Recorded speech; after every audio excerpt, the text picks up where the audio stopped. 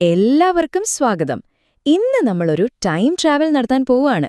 80 വർഷം പിന്നോട്ട് 1944ലേക്ക്.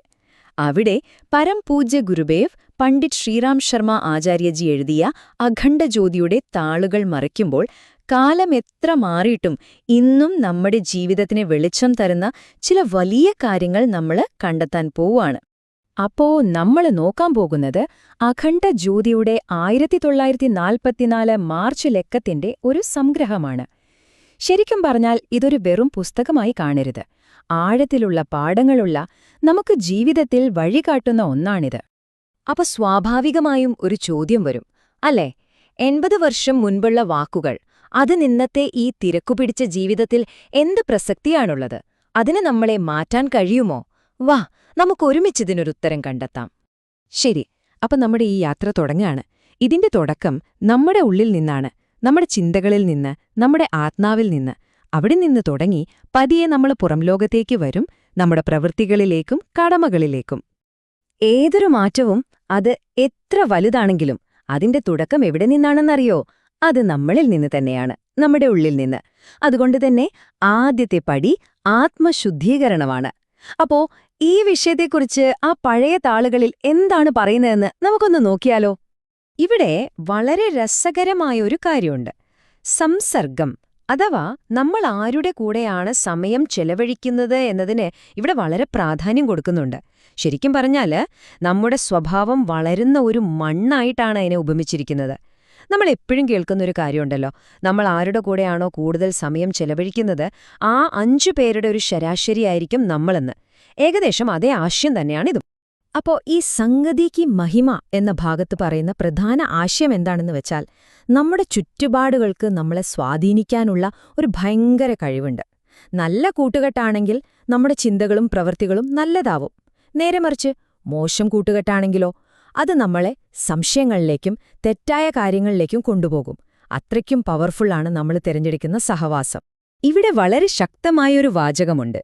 നമ്മൾ മറ്റുള്ളവരെ നന്നാക്കാൻ പോകുന്നതിന് മുൻപ് ആദ്യം നമ്മൾ സ്വയം ശുദ്ധീകരിക്കണം, അല്ലെങ്കിൽ ആ ശ്രമം വെറുതെയാകും.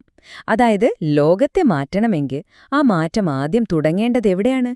നമ്മളിൽ തന്നെ. ഇതാണ് ആത്മശുദ്ധി കീജിയെ എന്ന ഭാഗത്തിന്റെ കാതൽ. ഓക്കേ, അപ്പൊ നമ്മുടെ ഉള്ളിലെ കാര്യങ്ങളൊക്കെ നമ്മൾ ശരിയാക്കിയെന്ന് വെക്കുക. ഇനി അടുത്ത സ്റ്റെപ്പ് എന്താണ്? ഈ ആന്തരികമായ ശുദ്ധി എങ്ങനെയാണ് നമ്മുടെ പുറമേയുള്ള പ്രവൃത്തികളിലും നമ്മുടെ കർമ്മത്തിലും ധർമ്മത്തിലുമൊക്കെ പ്രതിഫലിക്കുക? നമുക്ക് നോക്കാം. ധർമ്മത്തിന്റെ എല്ലാം സാരം ഒരൊറ്റ വാചകത്തില് ഒതുക്കിയിരിക്കുകയാണ് ഇവിടെ. ശ്രദ്ധിച്ചു കേൾക്കണം. നമുക്ക് വേണ്ടി നമ്മൾ ഇഷ്ടപ്പെടാത്ത ഒരു കാര്യം അത് മറ്റൊരാളോട് ചെയ്യരുത്. എത്ര സിമ്പിളും എന്നാൽ എത്ര ആഴമുള്ളതുമായ ഒരാശയമാണല്ലേ ഇത്? നമ്മുടെ എല്ലാ പ്രവൃത്തികളെയും അളക്കാനുള്ള ഒരു അളവുകോല്. അപ്പോ ഒരു യഥാർത്ഥ കർമ്മയോഗിയാകുന്നത് എങ്ങനെയാണ്? അതിനൊരു വഴിയുണ്ട്. വെറുമൊരു തിയറിയല്ല, പ്രാക്ടിക്കലായി ചെയ്യാൻ പറ്റുന്ന കുറച്ച് സ്റ്റെപ്പുകളാണ് പറയുന്നത്. ഒന്നാമതായി, നമ്മുടെ കടമകൾ കൃത്യമായി ചെയ്യുക. രണ്ടാമതായി, അതിന്റെ ഫലത്തെക്കുറിച്ച് അധികം ആകുലപ്പെടാതിരിക്കുക. പിന്നെ നിസ്വാർത്ഥമായി മറ്റുള്ളവരെ സേവിക്കുക.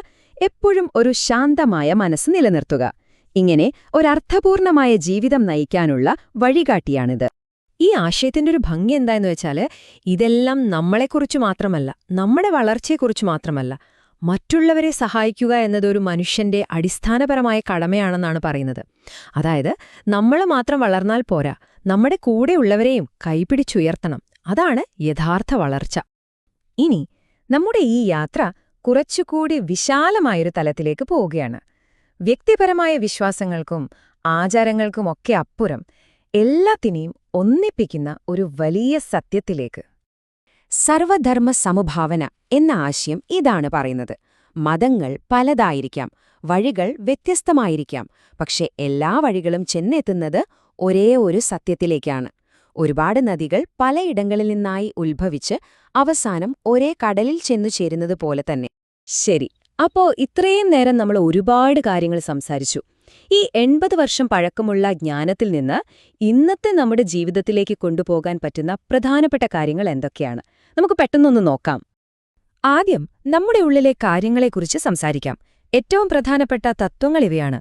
ഒന്നാമതായി, യഥാർത്ഥ മാറ്റം തുടങ്ങേണ്ടത് നമ്മളിൽ നിന്നാണ്, ആത്മശുദ്ധീകരണത്തിലൂടെ. 2. നമ്മൾ ആരുടെ കൂടെയാണ് സമയം ചെലവഴിക്കുന്നത് എന്നത് നമ്മുടെ സ്വഭാവത്തെ രൂപപ്പെടുത്തും. മൂന്നാമതായി, ലോകം നന്നാക്കാൻ ഇറങ്ങുന്നതിനു മുൻപ് സ്വന്തം മനസ്സിനെ നിയന്ത്രിക്കാൻ പഠിക്കണം. എപ്പോഴും നല്ല ചിന്തകൾ മനസ്സിൽ സൂക്ഷിക്കുക. ഇനി നമ്മുടെ സാമൂഹികവും ആത്മീയവുമായ കടമകളെക്കുറിച്ച് നോക്കാം. മറ്റുള്ളവരോട് എങ്ങനെ പെരുമാറണം? നമുക്കെന്തിഷ്ടമില്ലയോ അത് മറ്റൊരാളോടും ചെയ്യരുത്. അതാണ് ധർമ്മത്തിന്റെ കാതൽ. പിന്നെ ഫലമിച്ഛിക്കാതെ നമ്മുടെ കർമ്മങ്ങൾ ചെയ്യുക. മറ്റുള്ളവരെ സഹായിക്കുക എന്നത് നമ്മുടെ ഒരു അടിസ്ഥാന കടമയായി കാണുക. എല്ലാ വിശ്വാസങ്ങളിലും ഒരേ സത്യമാണ് കുടികൊള്ളുന്നതെന്ന് മനസ്സിലാക്കുക. അപ്പോ നമ്മൾ ഈ യാത്രയുടെ അവസാനത്തിലേക്ക് എത്തുകയാണ്. ഇവിടെ ഒരു ചോദ്യം ബാക്കിയാകുന്നു. 1944 ഈ ജ്ഞാനം ഇന്ന് നിങ്ങളുടെ ജീവിതത്തിൽ ഏത് ദീപമാണ് തെളിയിക്കാൻ പോകുന്നത്? ആത്മവിശ്വാസത്തിന്റെയോ, സേവനത്തിന്റെയോ, അതോ സ്നേഹത്തിന്റെയോ? ആ ഉത്തരം നിങ്ങൾ തന്നെ കണ്ടെത്തുക. ഈ യാത്രയിൽ എന്നോടൊപ്പം ചേർന്നതിന് ഒരുപാട് നന്ദി.